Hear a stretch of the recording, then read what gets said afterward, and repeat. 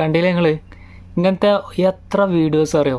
അതായത് ഒരു നബിദിനത്തിൽ ഒരു ഹൈന്ദവ സഹോദരൻ വന്നിട്ട് പായസം കൊടുത്താൽ, അല്ലെങ്കിൽ ഒരു മുട്ടായി കൊടുത്താൽ, അല്ലെങ്കിൽ നേരെ തിരിച്ചാണെങ്കിൽ ശ്രീകൃഷ്ണ ജയന്തിക്ക് വല്ല മുസ്ലിം ജമാഅത്ത് മഹലിൻ്റെ കീഴിൽ എന്തെങ്കിലും നാരങ്ങ കൊടുത്താലോ വെള്ളം കൊടുത്താലോ ഒക്കെ വലിയ സംഭവമായിട്ട് കൊണ്ടുനടക്കുന്ന ഒരു കാലത്ത് എത്തി എന്നുള്ളതാണ് ഏറ്റവും വലിയ പേടി.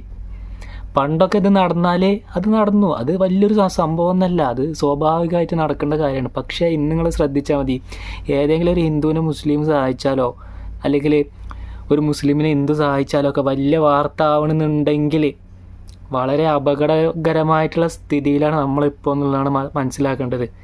അത്രക്കും ഭയാനകരമായ അവസ്ഥയിലേക്ക് എത്തിച്ചേർന്നു നമ്മൾ.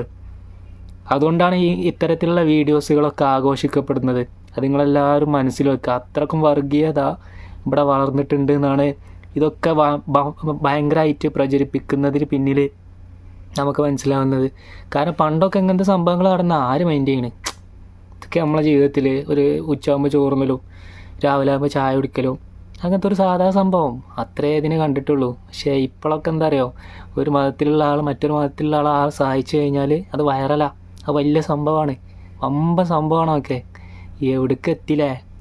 ഇതിൻ്റെ ഭീതിജനകമായ അവസ്ഥ, ഇതിൻ്റെ ഉള്ളിൽ കിടക്കേണ്ട അവസ്ഥയാണ് നിങ്ങൾ മനസ്സിലാക്കേണ്ടത്. അത്തരത്തിലുള്ളൊരവസ്ഥയിലേക്ക് എത്തിപ്പോൾ എവിടേക്ക് എത്തണാവോ?